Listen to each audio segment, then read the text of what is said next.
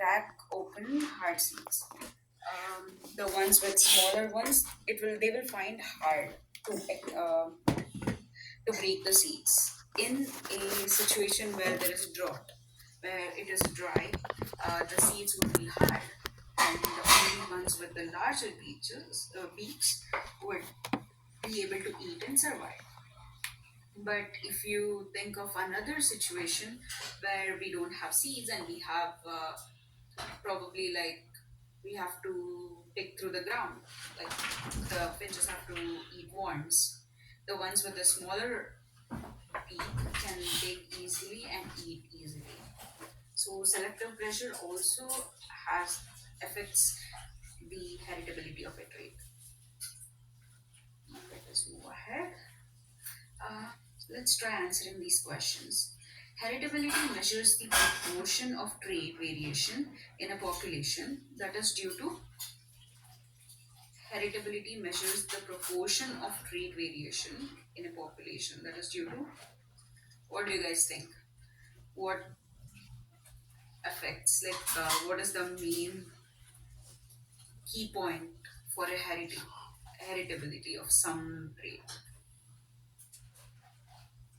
Environmental factors, that would be like adapting to some environmental factors.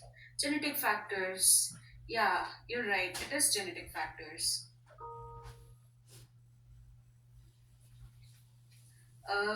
If trait has a heritability of zero point 0.8, what does the value suggest about the trait's variation in the population?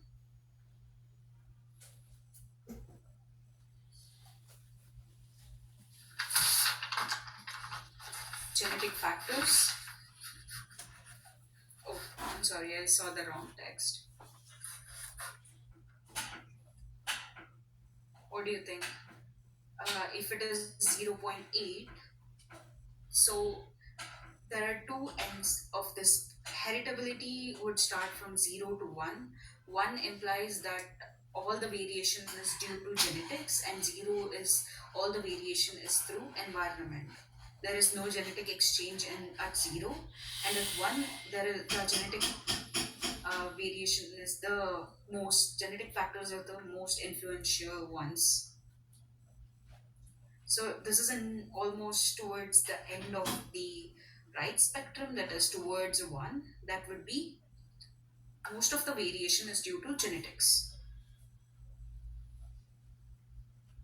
How might heritability change over time in a population? Over time, how would a heritability change? What do we know about heritability?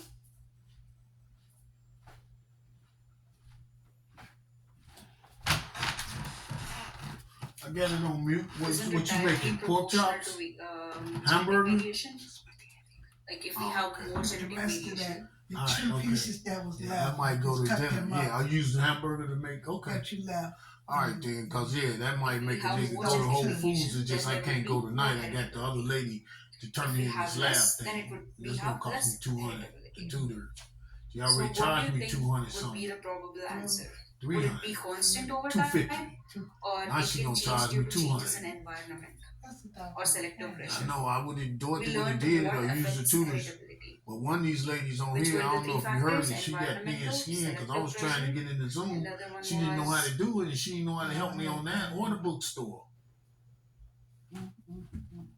the other one was genetic changes. So what do you think would be the answer? Any guesses? No?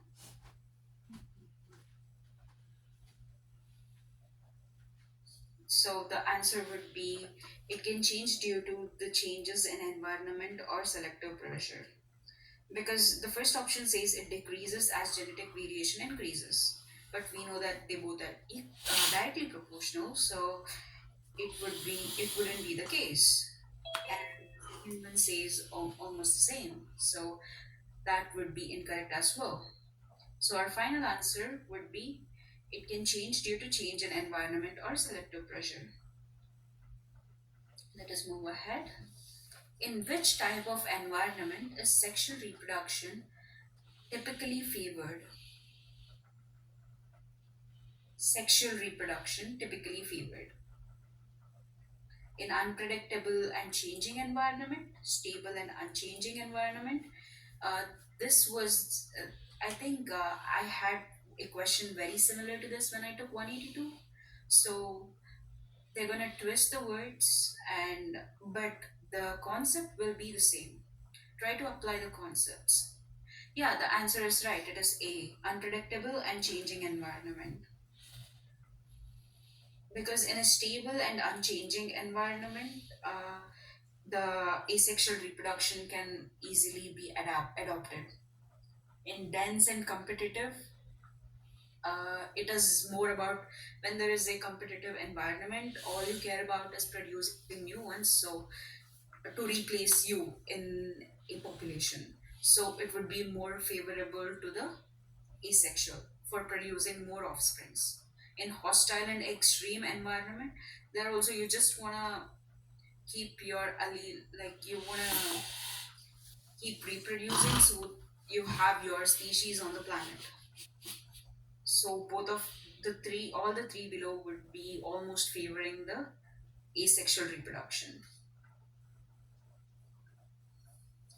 Now let us go through like what are the conditions favoring the reproduction type. Sexual reproduction is favored in environment where diversity and adaptation to changing condition are advantageous. Asexual reproduction is favored in stable and predictable environment where offsprings can inherit the same successful trait from a single parent. Contribution to heritability. Sexual reproduction contributes more to the heritability because it generates greater genetic diversity through recombination or shuffling of genes. This diversity allows for a faster response to the changing environmental conditions. And the last one would be the effect of natural selection. Sexually reproducing population are more adaptable to changing environments due to their genetic diversity, making them more resilient to natural selection, pressure, etc. Asexually reproductive population may struggle to adapt if conditions change rapidly as they lack genetic diversity. Now let us go to the next question, next set of questions. Which form of reproduction contributes more to heritability within a population? Which of these contributes more to the heritability? That is, which is gonna produce more genetic diversity? A, sexual reproduction. Yes, that is right. It is sexual reproduction. Because in asexual reproduction, the genetic diversity will remain almost constant or reduces because the individual is producing an offspring without any recombination or crossing over. Of course, there is a difference, so they won't be contributing equally. And you guys are right, it is A. How do sexually reproductive population typically respond to natural selection compared to asexually reproductive population? Sexually reproductive population respond more rapidly. You guys think it responds more rapidly? Yeah, that is right. It does respond more rapidly. Asexual reproductive population, they don't have genetic diversity, so in case of a unfavorable situation or a circumstance, they won't be able to adapt as fast as the ones with which undergo sexual reproduction. As they undergo recombination, there is a huge genetic diversity. Let us go to the next one. Which type of population is more susceptible to genetic drift? This is a very important question, and this kind of question comes every time in the exam. You'll get about one or two questions which are very similar, where you will have to compare between different populations, like their population size. B, small sexually reproducing and interbreeding population. They're asking which type of population is more susceptible to genetic drift. D, small asexually reproducing and isolated population. So we have a tie between B and D. So we all know that it is small population because if we have a large population, we have a great diversity among them, and it is very easy. Even if we lose some of these species, the others can manage to bring the allele frequency back to the normal. But when there is a small population, a small change, even a small change, would make a great impact because we have very few individuals. So it is small. Now, we are questioning between sexually reproducing and asexually reproducing. In sexual reproduction, there is more genetic diversity, right? So, in genetic drift, for a genetic drift to apply, we should have less diversity. The less the diversity, then the more the chances for a new species to be created, or for a completely for wiping out a part and the other population would increase. So it would be asexually reproducing, and if they are interbreeding, then there is a mix of gene that is that the allele frequency will remain constant. But in case of isolated population, their allele frequency is already low, and if there is any change in the allele frequency, then it would result into a genetic drift. Now let us go to why are asexually reproducing population more affected by genetic drift compared to sexually reproducing population. So is it B or D? So the answer is D. The answer is D.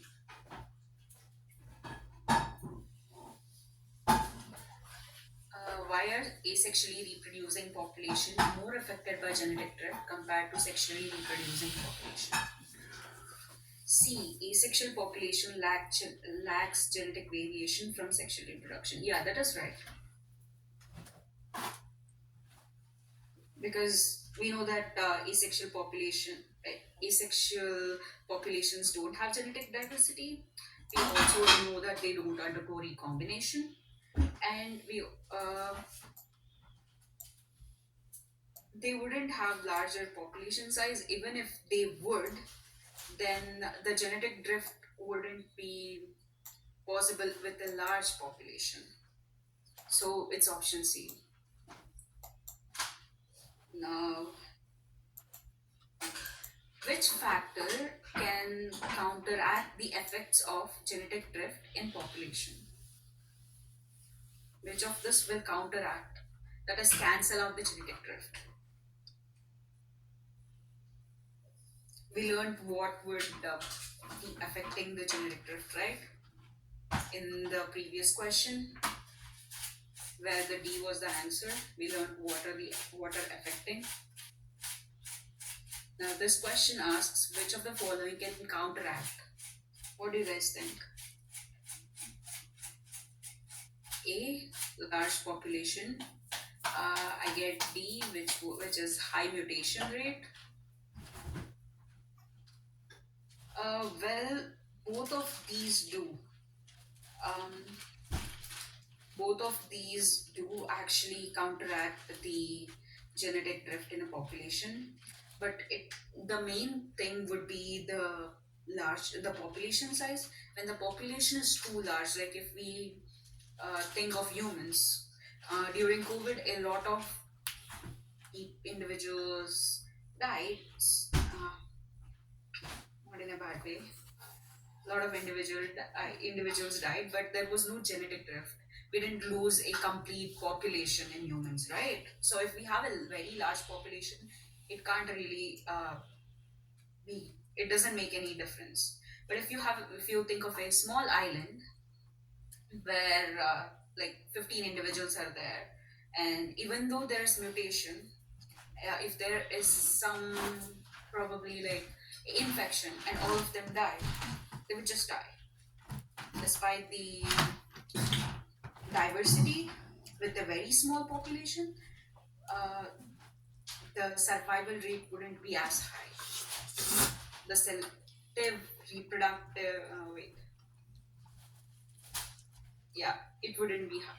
So though both of them would be right, depending on the population size, the mutation would depend. The answer for this question would be A. The answer would be A. If we don't know the situation, it would be A. Go for the most appropriate answer. The most, the ones that one that is that you think would be more acceptable. So this is like a brief,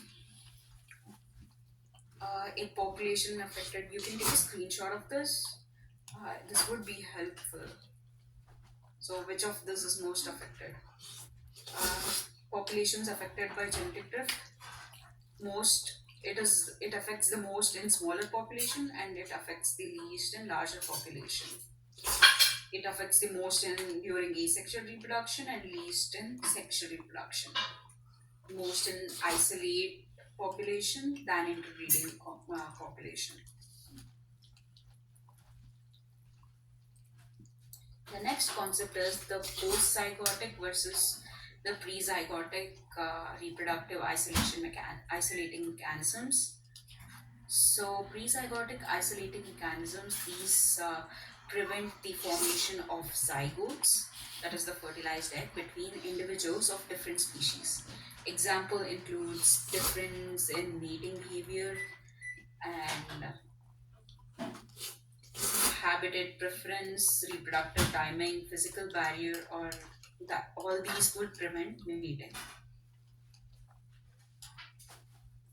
In post-zygotic isolation, mechanism occur after the formation of the zygote.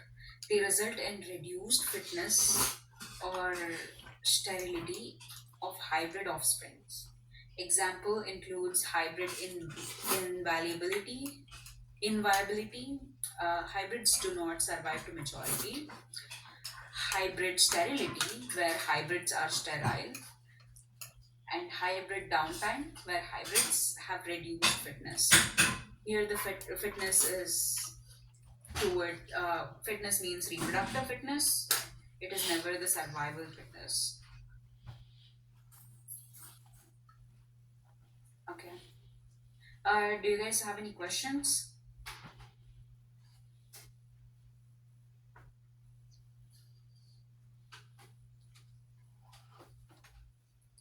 I'll just Okay. try a quick question if it's all right, Miss T. Mm-hmm. Miss T. Yeah. Okay.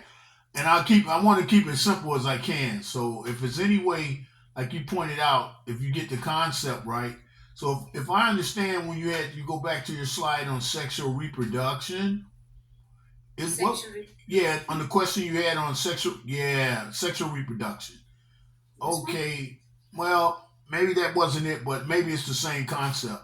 Now is there something that makes sexual reproduction the effect that it has on heredity or the environment, or even can I would not say genetics? Wouldn't that cover be a bigger umbrella for uh, heredity or the environment? Would they come under the?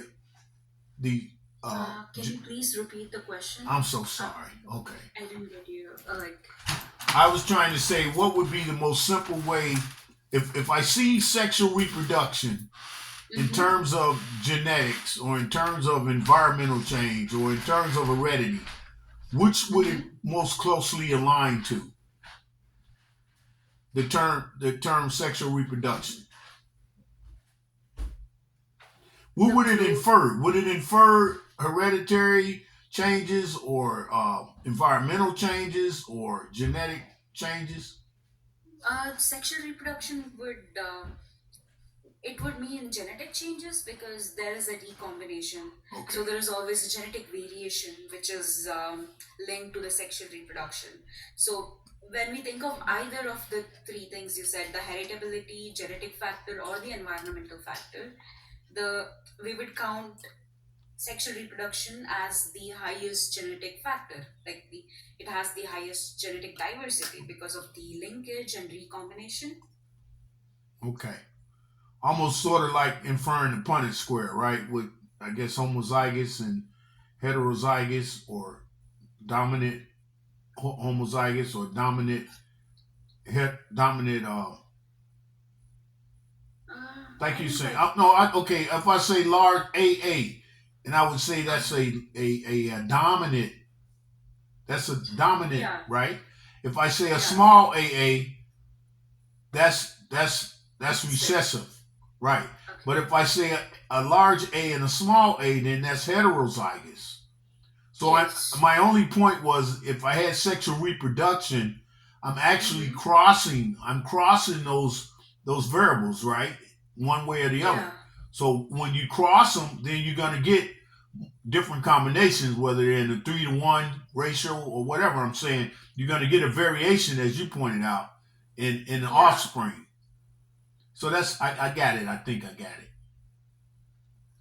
Thank you. You got it Well, right. I got that a little bit, not all of it, just a tiny bit of the concept.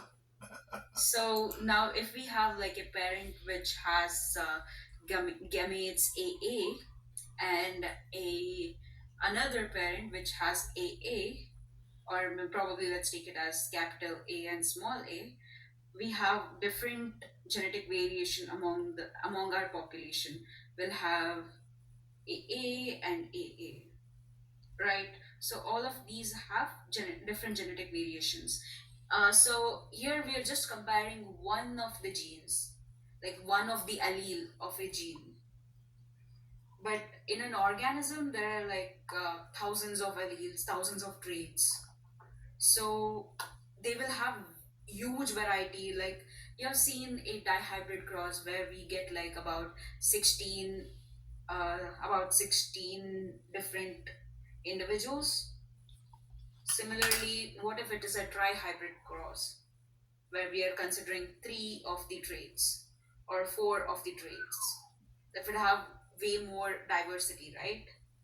Way more different offsprings. The combination of offsprings would be way different, right? Did you get me? Yeah, that would be correct, Miss T. Yes, Tate. Yes, Nandakumar. That's correct. That would be correct. If you added more, as you saying, alleles, then you're going to Mm-hmm. get more different combinations. Yeah, that's what it says. So when we have a lot more of like a lot more traits, we have a lot more diversity. So in sexual reproduction, if we take asexual reproduction, if the parent is AA, the child doesn't have any other parent to give the gametes from. So the child would be AA again, and its child would be AA again. So whatever is the genetic diversity in this, genetic variation in this, or the alleles in this would be the same allele in the third generation. So there's no variation between this and this.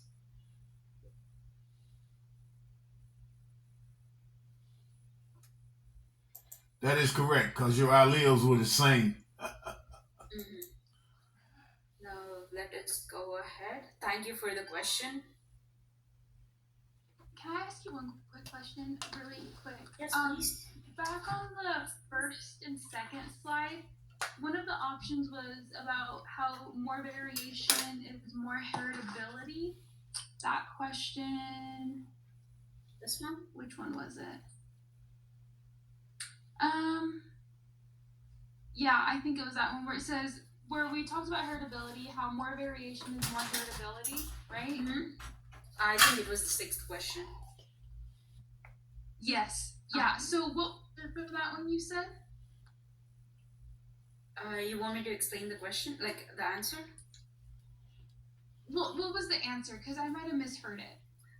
It does. It can change Because with. It can change due to changes in environment or selective pressures. Because okay, we know so I that. guess that's where I was confused. Mhm. Go ahead.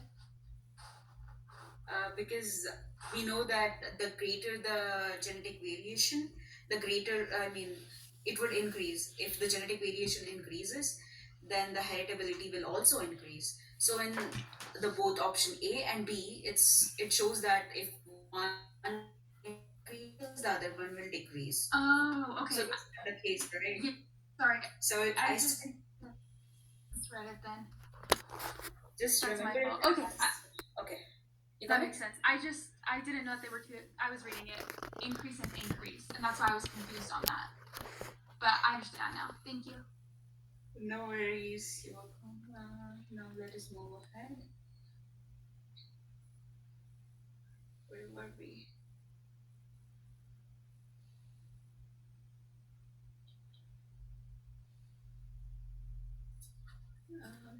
Okay, we were at the question. So a researcher observes that so most of the question you will get on your exam will not be a direct question. So it's very important to understand the concept. They're gonna give you a application level question like the one in 13. A researcher observes that two bird species have different mating songs and do not attempt to mate with each other despite living in the same area. This is an example of which isolation mechanism? What do you guys think?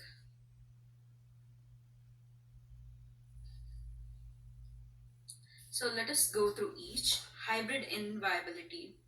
This means that the individuals, the offsprings, wouldn't be able to survive for long until it can't produce offsprings and it can't maintain the gene flow. So it is not hybrid inviability, right? Because they're asking about different mating songs. So would that be behavioral? I'm sorry? Different mating songs. That's like behavior, isn't it? Yeah, that is behavioral. Temporal would be uh, they would like the male in the plant. Just imagine in a plant, the stamen and the ovaries, the male reproductive organ would mature faster, so there is no interbreeding. It would support no intrabreeding. It would support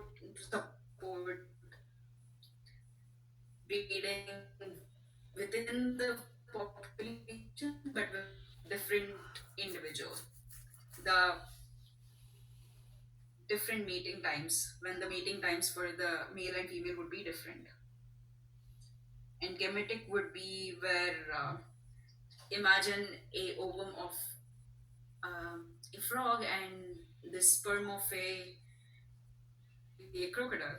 They can't come together because they are actually incapable. So the gametes would need to produce a offspring. Let us go to question 14. If population of frogs initially isolated by a river, so the answer is behavioral. In this case, the answer is behavioral. If two population of frogs initially isolated by a river evolves different pattern over time, this is an example of which of the following? Just ignore that I'm unable to erase it.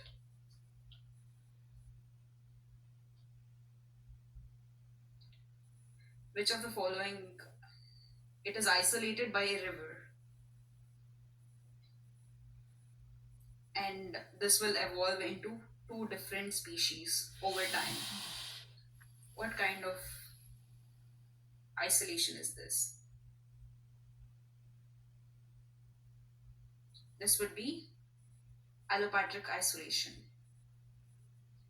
We'll learn this in next slide. Let me clear it. Yeah. Allopatric speciation occurs when population of species become geographically isolated from each other. Over time, different selection pressures and genetic changes can lead to the evolution of distinct species. So you can see the image in the right.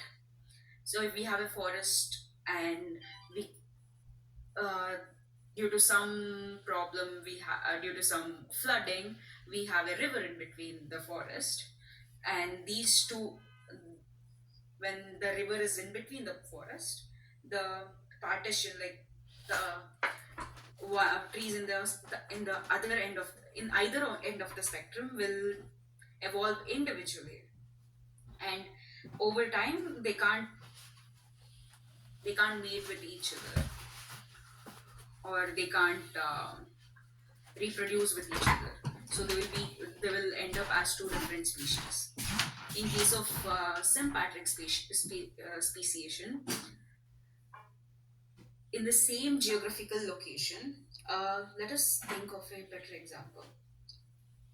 Let us take example of maybe bees. One, if we have a large population, uh, and then a group of bees which always drink nectar from a particular plant A, and there are very few plants A, so only a certain number or half of the species can drink the nectar from A. The other half probably would, there are cherry trees in the same place, and they probably will develop into eating cherries. This is just an example.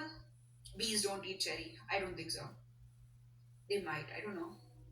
Anyways, so the other half will go on eating cherries, and they will just mate within themselves. Like the ones eating cherry will mate with the one with the same population which is eating the cherries. Similarly, it could be, it is not just about food, it could be any of the change, like predators or any of the selective pressure that can cause this. So it will evolve in the same. So the main keywords are in the allopatric, the main keywords are, they are, there is a natural calamity which is affecting, and in this case the individuals are in the same location, but they have different adaptations, and this adaptations lead to leads to speciation. Did I confuse you guys? Let us solve some questions so we just get that back. Okay. Two fish population from the same ancestral species are separated by a mountain range. Over time, they evolve into distinct species due to different environmental condition. What type of speciation is this? They are from the same ancestral species. They are separated by a mountain range. So one geographical location has been separated by some natural calamity or natural thing. A, yeah, that is right. It is allopatric. And in a single lake, two species of cichlid fish evolve different feeding behavior and mating preferences, leading to reproductive isolation. What type of speciation is this? It is the same geographical location. Yeah, sympatric. So do you guys know what is parapatric and peripatric speciation? Speciation. Speciation. So parapatric would be almost the same as allopatric, but in parapatric, did we cover this? Not really. We did not cover this, but you might have questions on this on your exams. So let us just like get a quick recap. Parapatric is almost similar to allopatric. In allopatric, the a single species due to some natural calamity. Maybe this is a mountain range. Ignore my drawing. Ignore my drawing. I know it's bad. Uh, so two species is divided into half. Almost the size of each of the population would be similar. But in parapatric, there is one big one, and only a small part of this big one is divided into a small one. Maybe like a river cuts off this part. So only whatever the rest of the part is, that is isolated, and it is like a big and a small one. And in case of peripatric is similar to sympatric, but in sympatric it is a small location where two populations, they just adapt to different things, and speciation occurs. But in peripatric, it is a very large area. Like imagine a continent. So in a continent from one area to other, it is very difficult to migrate too far, right? Probably at one end of the spectrum, it is cheetahs with cheetahs with long tail, and the other in the other spectrum, it is cheetahs with short tail. They can't like cross over a lot of. It is a very large area. In this case, it's a large area. For peripatric, it's a large area. Do you guys have any questions? Oh, just you're saying right. Allopatric Mm-hmm. is, I guess that's on the pre. Well, allopatric is close to or similar to parapatric Mm-hmm. Yeah. speciation. So I guess my question is, it's similar, but what differentiates allopatric speciation from parapatric speciation? The size of the two population in parapatric, there is one huge so do you guys remember the founder effect, where a few members in the population will go and migrate to some other place and where they settle down, and that place would be that this is called as a founder effect. In a parapatric, from a huge population, only a small population is interrupted, or they are, what do I say, separated. Only a small of the whole is separated. Did you get me? Oh, yes, I get that. But then if I look at allopatric from your, I guess your image, that was the one that had the river or the flood going through to separate the two sets of trees, or one set of trees was separated by like a river almost, So then they changed colors. Yeah. See, the allopatric speciation has the river separating, and now you have two different colors of trees because of the separation. So I guess when you Okay. incorporate the parapatric, what you're saying, no, you sort of have Okay, a, yeah. Go ahead. I'm sorry. Go ahead. let me draw the parapatric. So now I have a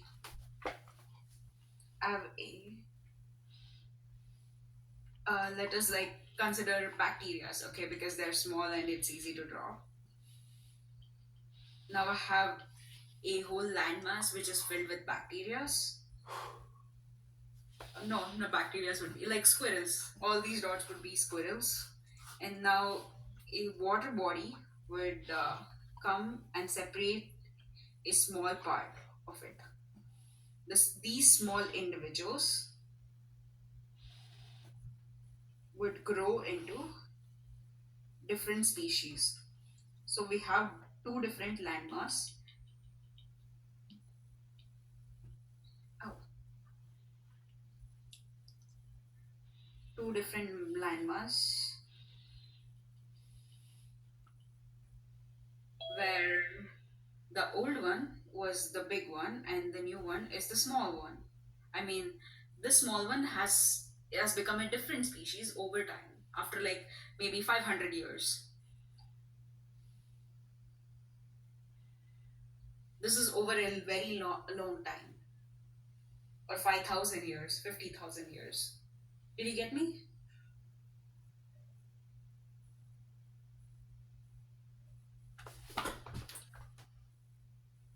Right, you're referring to parapatric, and as you said, from a larger population having a smaller population, sort of get the founder effect, as you indicated, when it separates from the larger population. So I believe that's what you're referring to now, correct?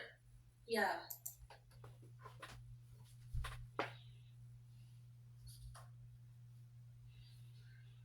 Let us move ahead. I'll give you some time after the in at the end so that we don't miss out. Oh my god, I can't erase this.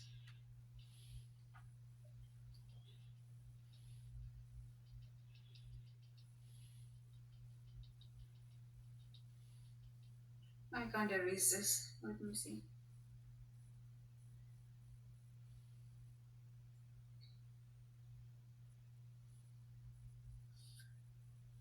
Oh, I'm unable to erase this. Okay, let's just continue. In cold environment, enzymes in psychrophile organisms are adapted to low temperature. What structural feature is essential for these enzymes to maintain function? So they're adapted to lower temperature. The temperature is about like minus 20 to 20 degrees Celsius. A, increased flexibility. Yeah, that's right. It is A. The more the flexible the enzyme is, it can adapt to the most lowest or the highest temperature. You're right. Please ignore the drawing. I'm unable to erase it. So let us go through adaptive plasticity. It refers to an organism's ability to adjust its phenotype in response to environmental change. It allows organism to optimize its trait for prevailing conditions. So that is like sweating. If it is too hot, you sweat, or if it is too cold, you shiver. That would be adaptive plasticity, adjusting the phenotype in response to the environmental change.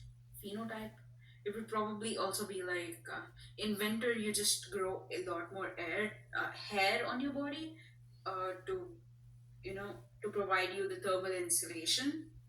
It's something like this. Cost of acclimation. Acclimation is a process of an organism adjusting to a new environment, often involving changes in physiological or behavior. The cost of acclimation includes energy expenditure, potential trade off, wait, potential trade off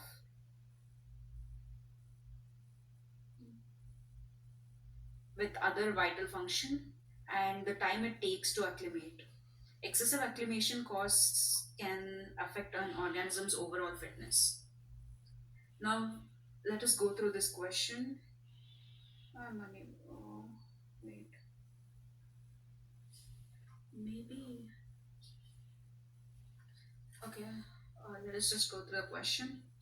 A lizard species exhibits adaptive plasticity in response to seasonal temperature change. Which of the following statement is most accurate? The lizard undergoes genetic changes in response to temperature. It alters the behavior and physiology to cope up with the temperature fluctuation. It maintains a constant body temperature throughout the year. Lizards remain unchanged regardless of constant temperature variation. What do you think the answer would be?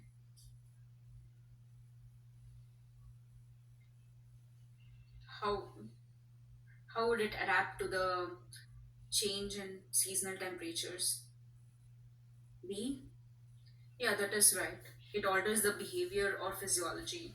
It might sweat in case of winter, or it might breathe heavily during summers, so that there is more exchange of heat, that is air. So it changes its behavior or physiology to cope up with the temperature fluctuation. What is potential cost associated with acclimation in organisms adjusting to new environment? We just learned it in the previous slide. Potential. What do you think? C? Yeah, that's the right answer. Trade offs of other essential functions. Now let us go ahead.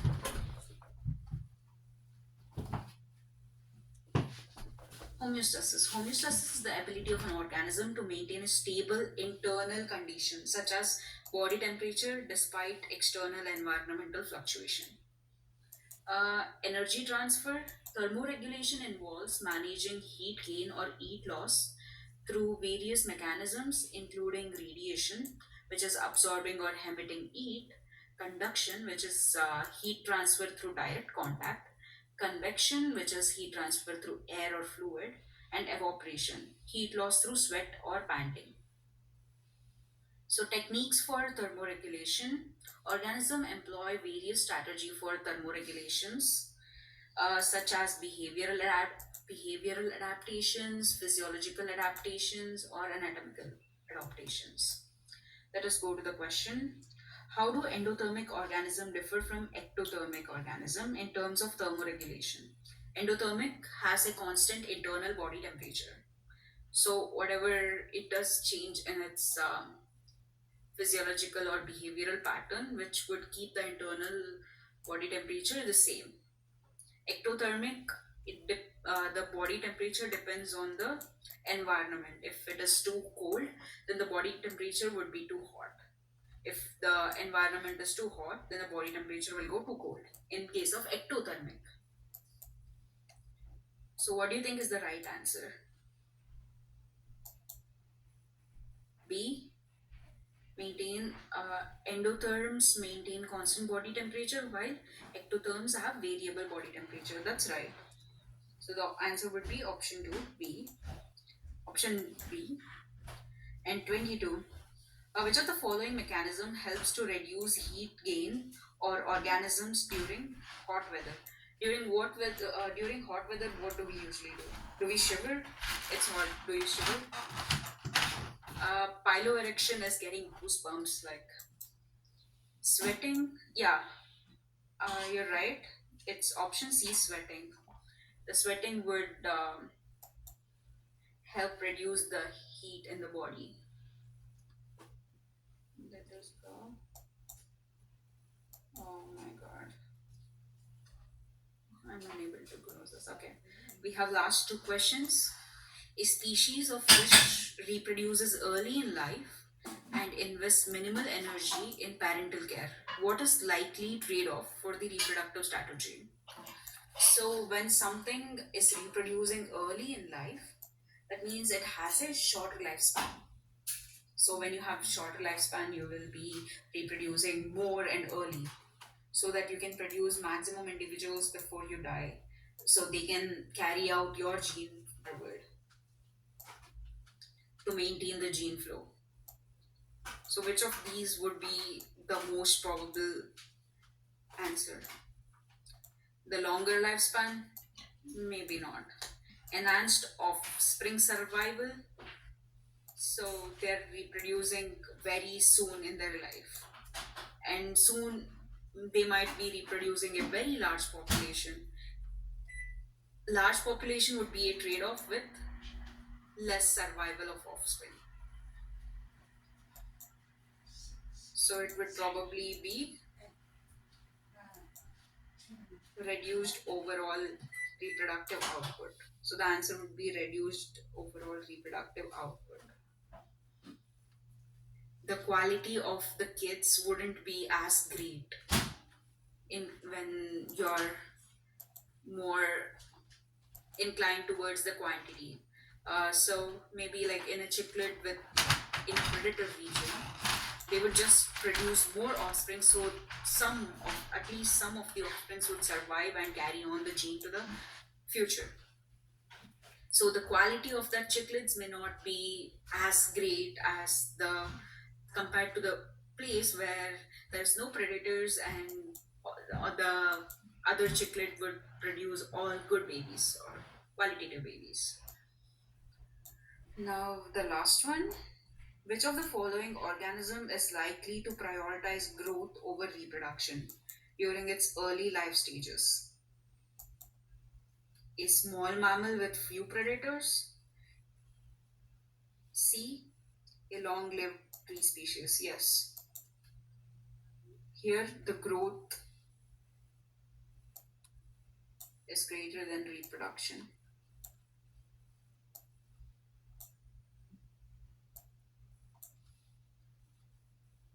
In case of a small mammal which has predators, all it cares about is making babies, so the gene moves on.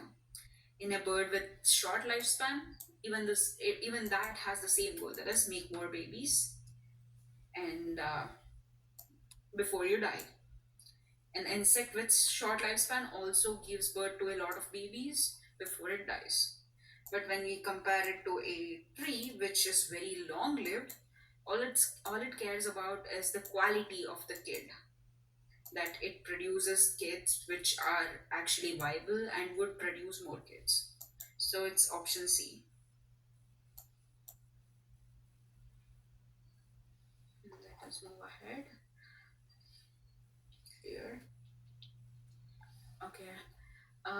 Please fill out the survey.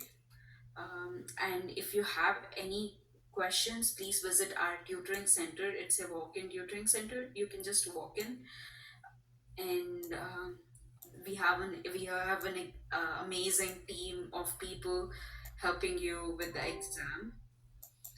You can ask questions on Inscribe. You will receive answer within 24 to 48 hours. So please go ahead.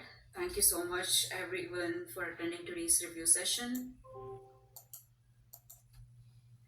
Do you guys have any questions before I end the session?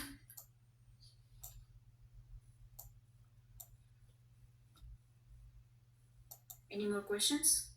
Yeah, will we be able to contact you, Miss Nandakumar, at any point? Can we email you and probably get input or get a Zoom, another Zoom with you to go over any of these Uh, fabulous questions you've given us so we have a opportunity to pass the exam this Friday?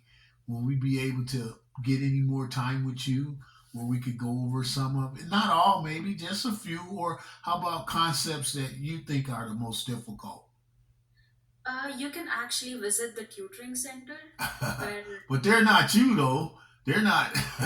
Okay, I get it. If you want to do it like if you that, that's have fine. any Yeah, go ahead. if you have any question, I'm just sending you the email ID of our supervisor, and you Uh can oh. contact them, and they will me Oh, okay. That's how reach they out to work. me. Oh, okay. So you saying right? You confident they can handle any of our question? I got you. Okay.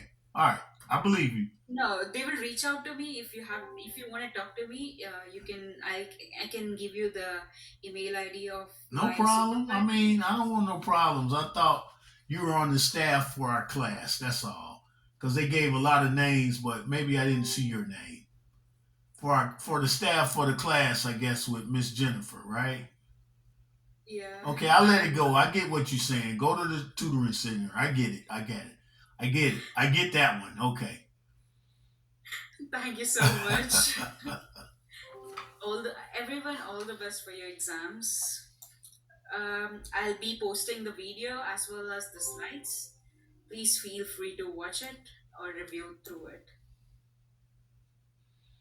And do you have any more questions?